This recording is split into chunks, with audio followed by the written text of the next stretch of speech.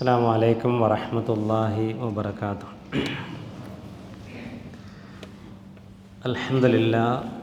അൽഹംദുലില്ലാഹി റബ്ബിൽ ആലമീൻ വസ്സലാത്തു വസ്സലാമു അലാ അഷ്റഫിൽ അംബിയാഇ വൽ മുർസലീൻ വഅലാ ആലിഹി വസഹ്ബിഹി അജ്മഈൻ. അമ്മാ ബഅദ്.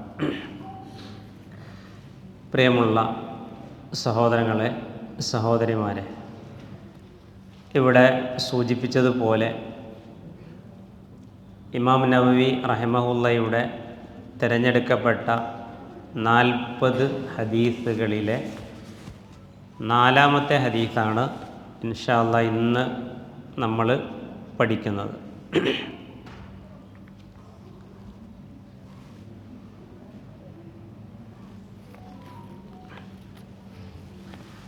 ഈ ഹദീസ് റിപ്പോർട്ട് ചെയ്തിട്ടുള്ളത് അബൂ അബ്ദുറഹ്മാൻ അബ്ദുല്ലാഹിബിൻ മസ്ഊദ് റളിയല്ലാഹു അൻഹു ആണ്. സ്വഹാബി പറയുന്നു, ഖാല ഹദ്ദസനാ റസൂലുള്ളാഹി സ്വല്ലല്ലാഹു അലൈഹി വസല്ലം, ഞങ്ങളോട് അള്ളാഹുവിൻ്റെ ദൂതൻ ഇപ്രകാരം പറയുകയുണ്ടായി. അതിനുശേഷം പ്രവാചകനെ ഇപ്രകാരം പരിചയപ്പെടുത്തുന്നു. എങ്ങനെയുള്ള പ്രവാചകൻ? വഹുവ സ്വാദിഖുൽ മസ്ദൂഖ്, ആ പ്രവാചകൻ സ്വാദിഖും മസ്ദൂഖുമാണ്. അവിടെ ആ പദത്തെ ഈ ഹദീസ് വിശദീകരിക്കുന്ന മുഹദ്ദിസുകൾ, പണ്ഡിതന്മാർ ചെറിയ രൂപത്തിൽ വിശദീകരിക്കുന്നുണ്ട്. ഷേഖ് മുഹമ്മദ് ബിൻ സ്വാലിഹ് അൽ ഉസൈമീൻ റഹ്മഹുള്ളയുടെ അർബഈന നവവിയ്യയുടെ വിശദീകരണ ഗ്രന്ഥമുണ്ട്. അതിൽ ഷേഖ് ഉസൈമീൻ റഹ്മഹുള്ള പറയുന്നത്, അസ്വാദിഖ് എന്ന് പറഞ്ഞാൽ അയ്യസ്വാദിഖു ഫീമാ അഖ്ബറ ബിഹി എന്നാണ്. പ്രവാചകൻ സ്വല്ലല്ലാഹു അലൈഹി വസല്ലം ഈ ഉമ്മത്തിനെ അറിയിച്ച എല്ലാ കാര്യങ്ങളിലും അദ്ദേഹം സത്യസന്ധനാണ്.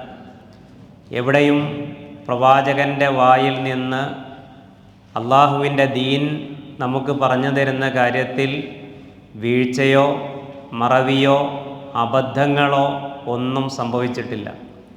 അങ്ങനെയുള്ള പ്രവാചകനെയാണ് അസ്വാദിഖ് എന്ന് പറയുക. ഖുർആനിലൊരായത്തുണ്ടല്ലോ, വമാ യൻതിഖു അനിൽ ഹവാ ഇൻ ഹുവ ഇല്ലാ വഹ്യുൻ യൂഹാ. ആ പ്രവാചകൻ്റെ നാവിൽ നിന്ന് തന്നിഷ്ടപ്രകാരമുള്ള ഒന്നും വരില്ല. ഇൻ ഹുവ ഇല്ലാ വഹ്യുൻ യൂഹാ. ബോധനം നൽകപ്പെടുന്നത് എന്താണോ അതാണ് റസൂലുള്ളാഹിയുടെ നാവിൽ നിന്ന് വരിക. അപ്പോൾ അസ്വാദിഖ് എന്ന് പറഞ്ഞാൽ പ്രവാചകൻ നമ്മെ അറിയിച്ച കാര്യങ്ങളിലെല്ലാം 100% സത്യസന്ധത പുലർത്തിയിട്ടുണ്ട്. അങ്ങനെയുള്ള പ്രവാചകൻ. അൽ മസ്ദൂഖ് എന്ന് പറഞ്ഞാൽ ഫീമാ ഉഖ്ബിറ ബിഹി എന്നാണ് പറഞ്ഞത്. അള്ളാഹുവിൽ നിന്ന് അദ്ദേഹത്തിന് അറിയിക്കപ്പെട്ട എല്ലാ കാര്യങ്ങളും, അദ്ദേഹം ആളുകൾക്ക് പറഞ്ഞു കൊടുത്തതെല്ലാം സത്യമാണ്. പ്രവാചകന് അള്ളാഹുവിൽ നിന്ന് അറിയിക്കപ്പെട്ട എല്ലാ കാര്യങ്ങളും അതും എന്താണ്? സത്യസന്ധമാണ്. അപ്പം പ്രവാചകൻ സ്വല്ലല്ലാഹു അലൈഹി വസല്ലമയിലേക്ക് വന്നിട്ടുള്ള റൂട്ടും പ്രവാചകൻ്റെ നാവിൽ നിന്ന് ഉമ്മത്തിനെത്തിയിട്ടുള്ള കാര്യങ്ങളും എല്ലാം 100% സത്യസന്ധമാണ്. അങ്ങനെയുള്ള പ്രവാചകൻ ഞങ്ങളോട് പറഞ്ഞ കാര്യം എന്ന് പറഞ്ഞുകൊണ്ടാണ് അബ്ദുറഹ്മാൻ ബിൻ അബ്ദുല്ലാഹിബിൻ മസ്ഊദ് റളിയല്ലാഹു അൻഹു ഈ ഹദീസ് നമുക്ക് പറഞ്ഞു തരുന്നത്. ഇത് വളരെ പ്രധാനപ്പെട്ട ഒരു ഹദീസ് കൂടിയാണത്. അപ്പോൾ ആ ഹദീസിൻ്റെ മത്തിനിലേക്ക് പോവാണ്. ഇന്ന അഹദക്കും യുജ്മഉ ഖൽഖുഹു ഫീ ബത്നി ഉമ്മിഹി 40 യൗമൻ നുത്ഫതൻ ثم يكون علقة مثل ذلك ثم يكون مضغة مثل ذلك.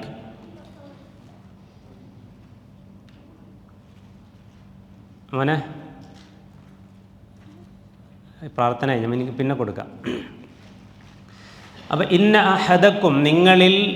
അഹദക്കും നിങ്ങളിൽ ഓരോരുത്തരും യുജ്മഉ ഖൽഖുഹു അവൻ്റെ സൃഷ്ടിപ്പ് രൂപപ്പെടുത്തപ്പെടുന്നു, അല്ലെങ്കിൽ ശേഖരിക്കപ്പെടുന്നു, ഒരുമിച്ച് കൂട്ടപ്പെടുന്നു.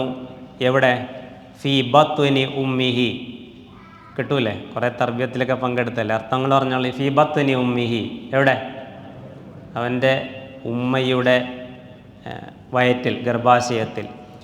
അർബഈന യൗമൻ നുത്ഫത്തൻ, ഒരു രേതസ്കണമായി അല്ലെങ്കിൽ ഒരു ബീജഗണമായി 40 ദിവസം.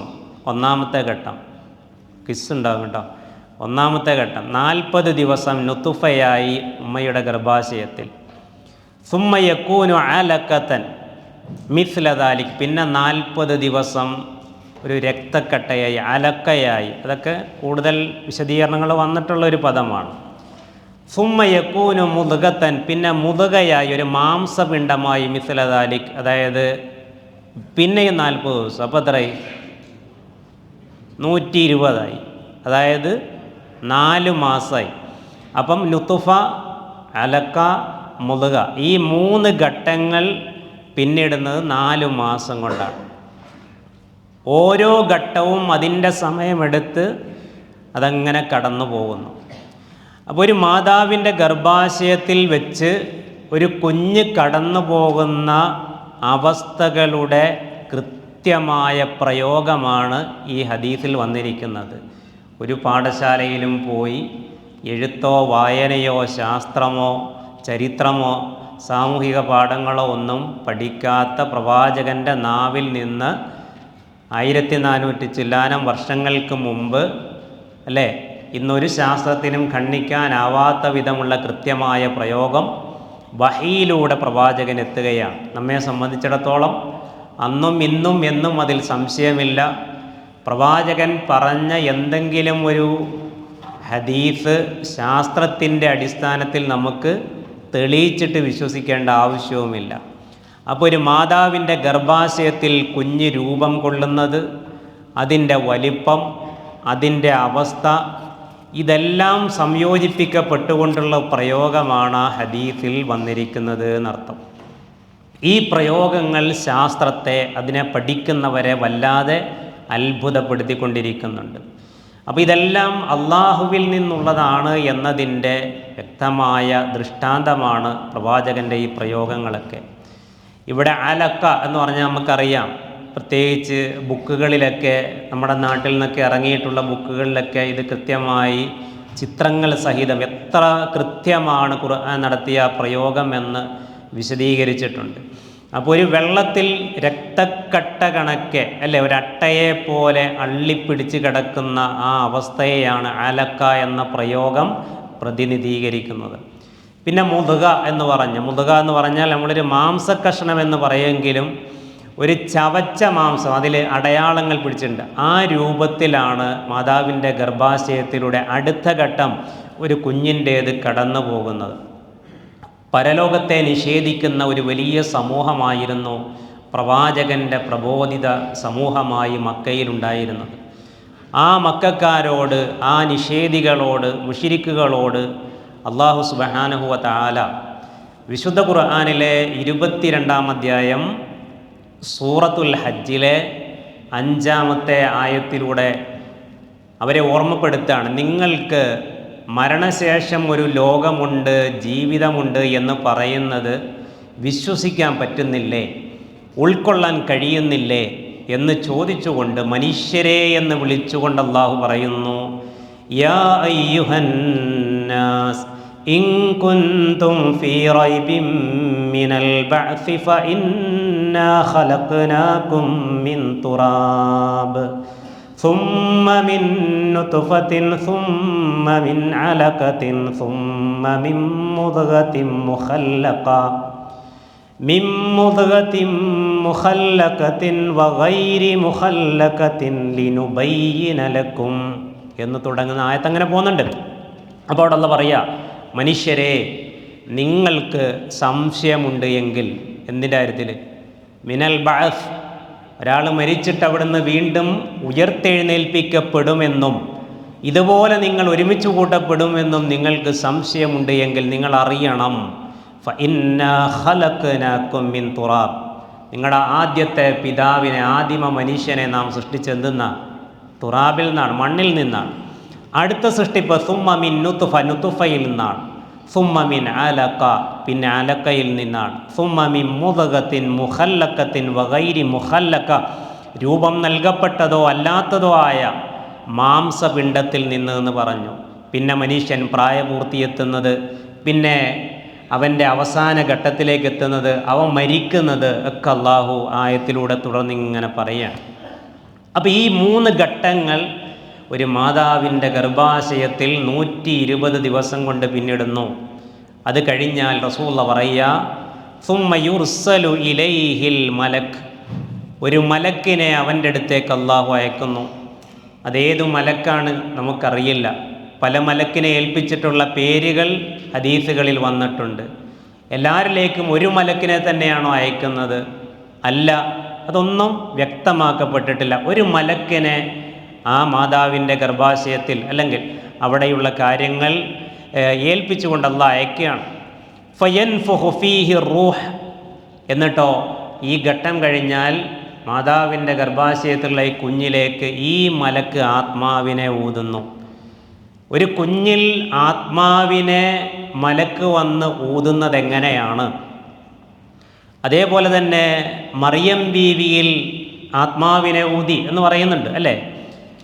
അതെങ്ങനെയാണ് നമുക്കറിയില്ല. മലക്ക് ഊതുന്നു, ആ കുഞ്ഞ് ആത്മാവിനെ സ്വീകരിക്കുന്നു. മുഹദ്ദിസുകൾ ഈ ഹദീസ് ഷറഹ് ചെയ്യുമ്പോൾ പറയുന്നത് എങ്ങനെയാണ്?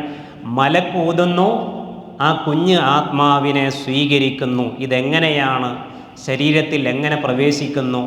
എവിടെയാണ് ആത്മാവുള്ളത്? ഇതൊക്കെ വല്ലാഹു ആലം, റബ്ബിന് മാത്രമേ അറിയുകയുള്ളൂ. പ്രവാചകനെ കുടുക്കാൻ, ഉത്തരം മുട്ടിക്കാൻ വേണ്ടി ജൂതന്മാർ ഒരുക്കി വെച്ച ഇരുതല മൂർച്ചയുള്ള ഒരു ചോദ്യമായിരുന്നു റൂഹ് എന്നത്.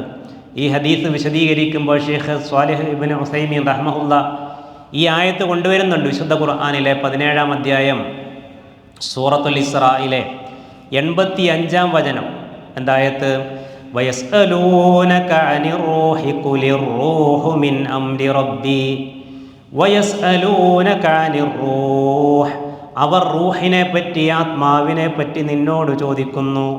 ഖുലിർ റൂഹു മിൻ അംരി റബ്ബി, ആത്മാവ് നിന്റെ റബ്ബിൻ്റെ അടുത്തുള്ള കാര്യമാണെന്ന് നീ പറഞ്ഞാൽ മതി. വമാ ഊതീതും മിനൽ ഇൽമി ഇല്ലാ ഖലീലാ, നിങ്ങൾക്ക് നൽകപ്പെട്ട അറിവെന്ന് പറഞ്ഞ പരിമിതമാണ്.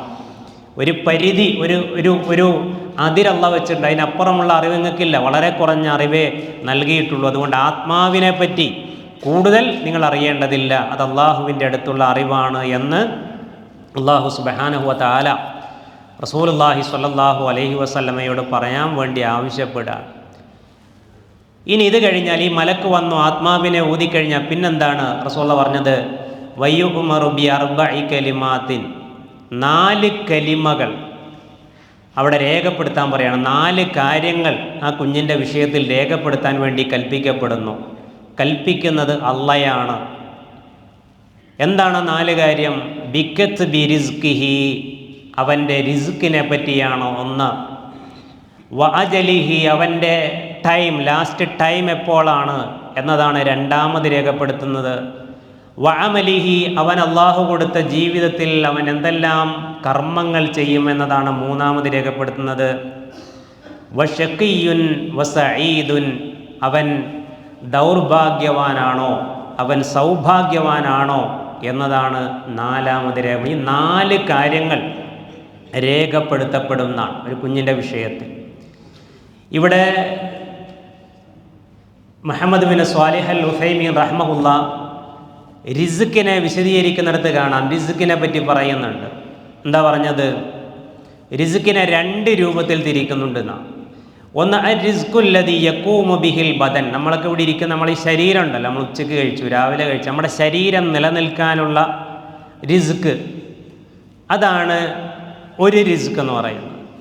അതിലെന്തെല്ലാം വരും? ആ എഴുത്തിൽ എന്തെല്ലാം ഉൾപ്പെടും? അൽ അഖ്ൽ വഷുർബ്, അവൻ എന്തെല്ലാം കഴിക്കും, അവൻ എന്തെല്ലാം കുടിക്കും. വൽ ലിബാസ്, അവൻ എന്തെല്ലാം ധരിക്കും. വൽ മസ്കൻ, അവൻ എങ്ങനെയുള്ള വീട്ടിൽ താമസിക്കും. വൽ മർകൂബ്, അവൻ ഉപയോഗിക്കുന്ന വാഹനങ്ങൾ എന്തെല്ലാമായിരിക്കും. വമാ അഷ്ബഹ ദാലിക്, അതുപോലെയുള്ള കാര്യങ്ങളെല്ലാം റിസ്ക്കിൻ്റെ ഭാഗമായി രേഖപ്പെടുത്തപ്പെടുന്ന. രണ്ടാമത്തത് അർറിസ്ഖുല്ലദീ യഖൂമു ബിഹിദ്ദീൻ, അവൻ്റെ ദീൻ നിലനിൽക്കാൻ ആവശ്യമായ അവൻ്റെ ആത്മാവിൻ്റെ ഭക്ഷണം, അതാണ് രണ്ടാമത്തെ റിസ്ക് എന്ന് പറയുന്നത്. ഹുവൽ ഇൽമു വൽ ഈമാൻ, അതുകൊണ്ട് ഉദ്ദേശിക്കുന്നത് അവൻ്റെ ജീവിതത്തിൽ ലഭിക്കപ്പെടുന്ന ഇൽമും അതനുസരിച്ചുള്ള അവൻ്റെ ഈമാനുമാണ് എന്ത് അർറിസ്ഖുല്ലദീ യഖൂമു ബിഹിദ്ദീൻ എന്നതുകൊണ്ട് ഉദ്ദേശിക്കുന്നത്. അപ്പം നമ്മൾ ഈ ഒരു തർബിയത്ത് ക്യാമ്പിൽ പങ്കെടുക്കുമ്പോൾ നമുക്ക് കിട്ടുന്ന ഇൽമ് എന്താണ്? ആത്മീയമായ റിസ്ക്കിൻ്റെ ഭാഗമാണെന്നർത്ഥം. മറ്റൊന്ന് അജലാണ്, അജൽ രേഖപ്പെടുത്തപ്പെടുന്നു. അതിൽ ഷറഹിൽ കാണാം, ചിലർ ഒരു മാതാവിൻ്റെ ഗർഭാശയത്തിൽ വെച്ച് പുറം ലോകം കാണുന്നതിൻ്റെ മുമ്പ് ഒരു ചാപ്പിള്ളയായി അല്ലേ അങ്ങനെ പിറന്നു വീഴുന്നു. ചിലർ പിറവിയിൽ തന്നെ മരിക്കുന്നു. ചിലർ കുട്ടിയായിരിക്കുമ്പോൾ ശൈശവത്തിൽ അള്ളാഹുവിലേക്ക് മടങ്ങുന്നു. നൂഹ് നബി അലൈഹിസ്സലാമിനെ പോലെയുള്ള അമ്പിയാക്കന്മാർ 950 വർഷക്കാലം അള്ളാഹു ഇവിടെ ജീവിക്കാനുള്ള തൗഫീഖ് കൊടുത്തു. അപ്പോൾ അള്ളാഹു ഒരു മനുഷ്യന് നിശ്ചയിച്ചിട്ടുള്ള, എന്നാൽ നമ്മൾ മരണത്തെ പേടിച്ചങ്ങനെ ജീവിക്കണം എന്നുള്ളതല്ല അല്ലേ. നമുക്കൊക്കെ അള്ളാഹ് ഒരു ടൈം വെച്ചിട്ടുണ്ട്, എവിടെ വെച്ചാണ് നമ്മൾ മരിക്കേണ്ടത്, ഏത് ദിവസമാണ്, ഏത് സെക്കൻഡിലാണ്, എല്ലാം കൃത്യമായി രേഖപ്പെടുത്തി വച്ചിട്ടുണ്ട്. ആ ടൈം സെക്കൻഡുകൾ പോലും പിഴയ്ക്കാതെ അള്ളാഹ് ഏത് സ്ഥലത്ത് വെച്ചാണ് അവിടുന്ന് ഒരു ഇഞ്ച് പോലും തെറ്റാതെ അവിടെ വെച്ച് കൃത്യമായി മലക്ക് നമ്മുടെ ആത്മാവിനെ പിടിച്ചെടുക്കും. ആ അജൽ നേരത്തെ രേഖപ്പെടുത്തിയിട്ടുണ്ട്. അതാണ് സൂറത്തുൽ മുനാഫിഖൂനിലെ 11-ാമത്തെ ആയത്തിലൂടെ അള്ളാഹു പറഞ്ഞത്, വലൻ യുഅഖിറല്ലാഹു നഫ്സൻ ഇദാ ജാഅ അജലുഹാ വല്ലാഹു ഖബീറും ബിമാ തഅമലൂൻ. വലൻ യുഅഖിറല്ലാഹു നഫ്സൻ ഇദാ ജാഅ അജലുഹാ, ഏതൊരു മനുഷ്യനാവട്ടെ അവൻ്റെ സമയം വന്നെത്തിയാൽ ഒരൽപ്പം പോലും പിന്തിപ്പിക്കപ്പെടുകയില്ല. എല്ലാം അറിയുന്ന റബ്ബ് രേഖപ്പെടുത്തി വെച്ചിട്ടുണ്ട് എന്നാണ്. മൂന്നാമത് അമലിനെ പറ്റിയാണ് പറഞ്ഞത്. എന്ന് പറഞ്ഞാൽ അവൻ്റെ ജീവിതത്തിൽ കൗലിയായ, കൽബിയായ, ഫെഇലിയായ, അവൻ്റെ നാവ് കൊണ്ട് പറയുന്നത്, മനസ്സുകൊണ്ട് ചിന്തിക്കുന്നത്, ശരീരം കൊണ്ട് പ്രവർത്തിക്കുന്നത്, എല്ലാ അമലുകളും രേഖപ്പെടുത്തപ്പെട്ടു വെച്ചിട്ടുണ്ട്. ഷഖിയുൻ ഔ സഈദുൻ, അവൻ സൗഭാഗ്യവാനാണോ ദൗർഭാഗ്യവാനാണോ എന്നതും രേഖപ്പെടുത്തുന്നു. സൂറത്ത് ഹൂദിലെ 105 മുതൽ 108 വരെ ഉള്ള ആയത്തുകളിൽ അള്ളാഹു ഈ ഒരു ഭാഗം പറയുന്നുണ്ട്. കുറേയേറെ ഉണ്ട്. അതിൻ്റെ 1-ാമത്തെ ആയത്ത് ഇങ്ങനെയാണ്, യൗമ യഅതി ലാ തകല്ലമു നഫ്സുൻ ഇല്ലാ ബിഇദ്നിഹി, ഒരു ദിവസം വന്നെത്തിയാൽ ഒരു മനുഷ്യനും ഒന്നും അവിടെ മിണ്ടൂല, ഇല്ലാ ബിഇദ്നിഹി, റബ്ബിൻ്റെ പെർമിഷൻ ഇല്ലാതെ. എന്നിട്ട് അള്ളാഹു പറഞ്ഞു, ഫമിൻഹും ഷഖിയ്യും വസഈദ്, അവരുടെ കൂട്ടത്തിൽ ആരുണ്ട്? ഷഖിയുമുണ്ട്, സഈദുമുണ്ട്, ദൗർഭാഗ്യവാന്മാരും ഉണ്ടാകും, സൗഭാഗ്യവാന്മാരും ഉണ്ടാകും എന്നുള്ളത്. അപ്പോൾ ഇത് കഴിഞ്ഞിട്ട് പിന്നെ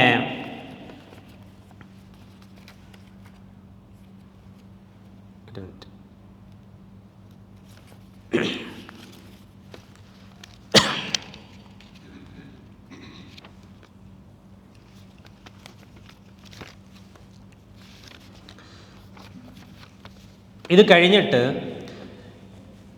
ഒരു സത്യം ചെയ്യലാണ് ഈ ഹദീസുള്ളത്. ഫവല്ലാഹില്ലദീ ലാ ഇലാഹ ഗൈറുഹു, അള്ളാഹുവാണ് സത്യം, അവനല്ലാതെ ഇലാഹായി ഒരാളുമില്ല. ഈ ഒരു പ്രയോഗത്തെ പറ്റി ഒരു ചർച്ചയുണ്ട്. ഇത് റാവി പറഞ്ഞതാണ്, റാവിയുടെ വാക്കാണ് എന്നും അല്ല റസൂലുള്ള തന്നെ പറഞ്ഞതാണ് എന്നും. എന്തായാലും ഇവിടെ ഉദ്ദേശം എന്താണ്? ഇത്രയും കാര്യങ്ങൾ പറഞ്ഞിട്ട് ഹാദാ ഖസമുൻ മുഅക്കദുൻ ബിത്തൗഹീദ്, അള്ളാഹിൻ്റെ ഏകത്വത്തെ പിടിച്ച് സത്യം ചെയ്തുകൊണ്ട് റസൂലുള്ളാഹി സ്വല്ലല്ലാഹി അലൈഹി വസല്ലം പറയുകയാണ് എന്ത്? ഇന്ന അഹദക്കും, ഇനിയുള്ള ഭാഗം ഒന്നുകൂടി നമ്മളൊന്ന് ശ്രദ്ധിക്കണം. ഇന്ന അഹദക്കും ലയഅമലു ബിഅമലി അഹ്ലിൽ ജന്ന, ഒരു മനുഷ്യനിങ്ങനെ കർമ്മം ചെയ്യും, സ്വർഗത്തിന് വേണ്ടിയുള്ള കർമ്മം അവനിങ്ങനെ ചെയ്തുകൊണ്ടേയിരിക്കും. ഹത്താ മാ യകൂനു ബൈനഹു വ ബൈനഹാ ഇല്ലാ ദിറാഉൻ, അങ്ങനെ ആ സ്വർഗത്തിനും അവൻ്റെ അമലിനുമിടയിൽ ഒരു മുഴം അളവ് മാത്രം എത്തും. ഫയസ്ബിഖു അലൈഹി അൽ കിതാബ്, ഫയസ്ബിഖു അലൈഹിൽ കിതാബ് ഫയഅമലു ബിഅമലി അഹ്ലിന്നാർ. അപ്പം കിതാബ് അവനെ മുൻരേഖ അവനെ മുൻകടക്കുകയും അവൻ അവസാന നിമിഷം നരകത്തിൽ പ്രവേശിക്കുന്ന ഒരു കർമ്മം ചെയ്ത് നരകാവകാശിയായി മാറുകയും ചെയ്യും. ഫയദ്ഖുലുഹ, അതിൽ പ്രവേശിക്കും. വ ഇന്ന അഹദക്കും ലയഅമലു ബിഅമലി അഹ്ലിന്നാർ. ചില ആളുകൾ ജീവിതത്തിൽ ഒരുപാട് കാലം നരകത്തിൽ പോകാനുള്ള അമലിങ്ങനെ ചെയ്തുകൊണ്ടിരിക്കും. ഹത്താ മാ യകൂനു ബൈനഹു വ ബൈനഹാ ഇല്ലാ ദിറാഉൻ. അങ്ങനെ അവനും നരകത്തിനുമിടയിൽ ഒരു മുഴം അളവ് മാത്രം എത്തുമ്പോൾ ഫയസ്ബിഖു അലൈഹിൽ കിതാബ് അവൻ്റെ മേൽ മുൻകടക്കും. ഫയഅമലു ബിഅമലി അഹ്ലിൽ ജന്ന ഫയദ്ഖുലുഹ. അങ്ങനെ അവസാന നിമിഷം അവൻ സ്വർഗത്തിൽ പ്രവേശിക്കുന്ന ഒരു കർമ്മം ചെയ്ത് അവൻ സ്വർഗാവകാശിയായി മാറും. ഈ ഹദീസ് മുത്തഫഖുൻ അലൈഹിയായ ഹദീസാണ്. ഇമാം ബുഖാരിയും ഇമാം മുസ്ലിമും ഉദ്ധരിച്ചിട്ടുള്ള ഹദീസാണ്. അപ്പോൾ ഈ ഒരു ഭാഗം നമ്മളിങ്ങനെ കേൾക്കുമ്പോൾ നമുക്ക് തോന്നും, അപ്പോൾ പിന്നെ നമ്മുടെ അമലുകൾക്ക് യാതൊരു സ്വാതന്ത്ര്യവും ഇല്ലേ എന്നുള്ളത്.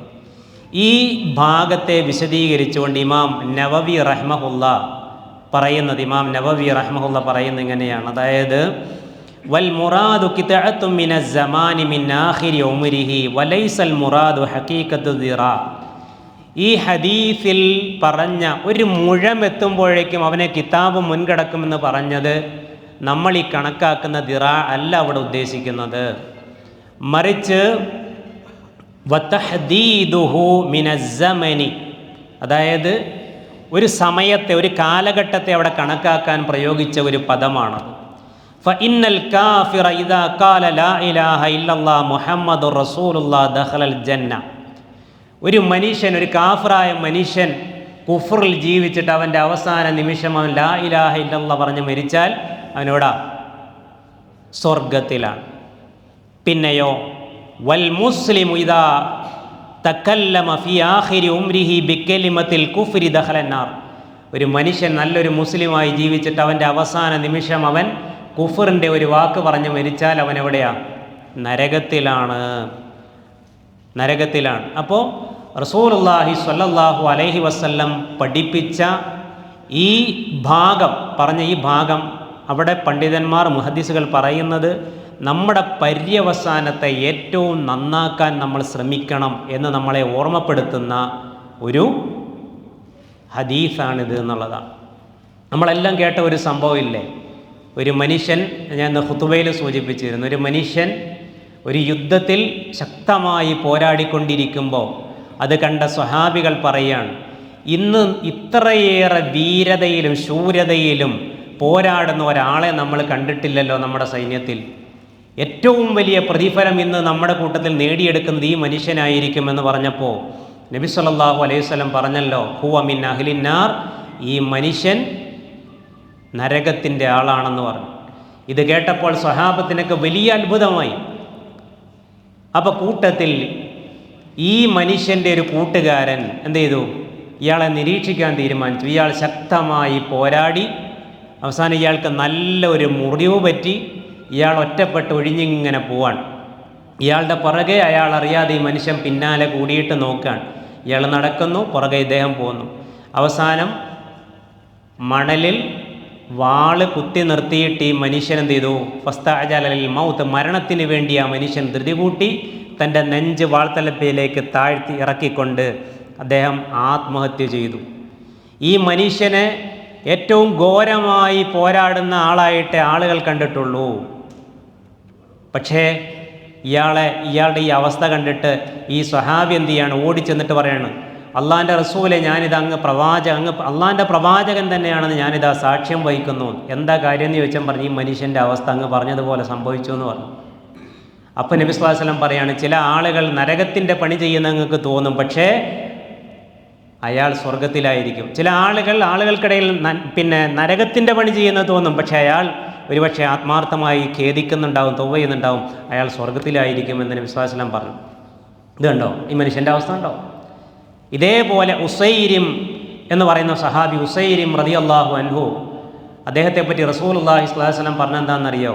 എന്താ പറഞ്ഞത്?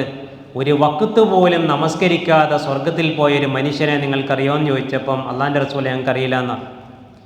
ആ മനുഷ്യനെ, ബനു അബ്ദുൽ അഷ്ഹൽ ഗോത്രത്തിൽപ്പെട്ട ആ മനുഷ്യനെ ഒരുപാട് പേര് നിരന്തരം ഇസ്ലാമിലേക്ക് ക്ഷണിച്ചിട്ട് പോലും അദ്ദേഹം ഇസ്ലാമിലേക്ക് വന്നില്ല. അവസാനം ഉഹുദ് യുദ്ധം നടക്കുന്നതിൻ്റെ അവസാന നിമിഷം അദ്ദേഹത്തിന് ഹിദായത്തിൻ്റെ കവാടം അള്ളാഹു തുറന്നു കൊടുത്തു, മുസ്ലിമായി. പിന്നെ നിസ്കരിക്കാൻ അവിടെ നേരെയില്ലായിരുന്നു, നേരെ യുദ്ധത്തിലേക്കാണ് പോകുന്നത്. യുദ്ധക്കളത്തിൽ ചെന്ന് ശക്തമായി പോരാടി മുറിവേറ്റ് കിടക്കുന്ന സമയത്ത് അദ്ദേഹത്തിൻ്റെ ആളുകൾ വന്നിട്ട് ചോദിച്ചു, നിൻ്റെ നാടിന് വേണ്ടി ആണോ നീ യുദ്ധം ചെയ്തത്?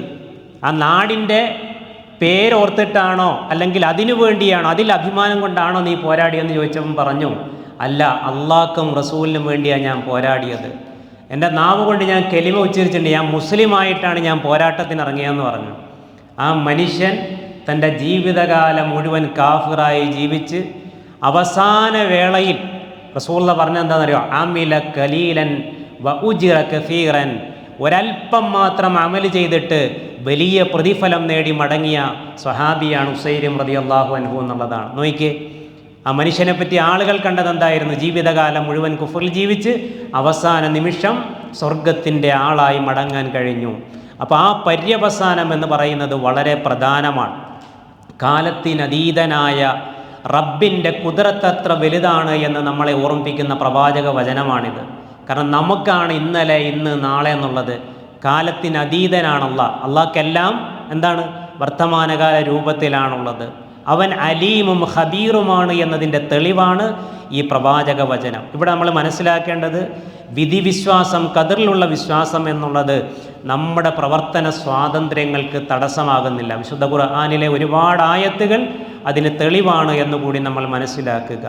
മാത്രമല്ല, ഖദറിലുള്ള വിശ്വാസം എന്ന് പറയുന്നത് നമുക്ക് ആശ്വാസമാണ്, നമുക്ക് പ്രതീക്ഷയാണ്. അവസാനം വരെ സൽക്കർമ്മങ്ങളിൽ ഉറച്ചു നിൽക്കാനും അള്ളാഹുവിനോട് നല്ല അന്ത്യം, ഹുസ്നുൽ ഖാത്തിമ തേടിക്കൊണ്ടിരിക്കാനും നമ്മളെ പ്രേരിപ്പിക്കുന്ന ഒരു പ്രവാചക വചനം കൂടിയാണ് റസൂലുള്ളാഹി സ്വല്ലല്ലാഹി അലൈഹി വസല്ലമയുടെ ഈ വാക്കുകൾ. അർബഈൻ നവവിയിൽ അതിൻ്റെ 4ാമത്തെ ഹദീസായി റിപ്പോർട്ട് ചെയ്യപ്പെട്ടിട്ടുള്ള ഈ ഹദീസ്. എൻ്റെ ഈ ക്ലാസ് ഇവിടെ അവസാനിപ്പിക്കുമ്പോൾ എനിക്ക് സൂചിപ്പിക്കാനുള്ളത്, ഈ ഹദീസിൽ പറഞ്ഞ പ്രധാനപ്പെട്ട ചില പരാമർശങ്ങളുണ്ട്. ഇൻഷാ അല്ലാഹ് അതൊന്ന് നമ്മൾ ഓർത്ത് വെക്കുന്നത് നന്നായിരിക്കും.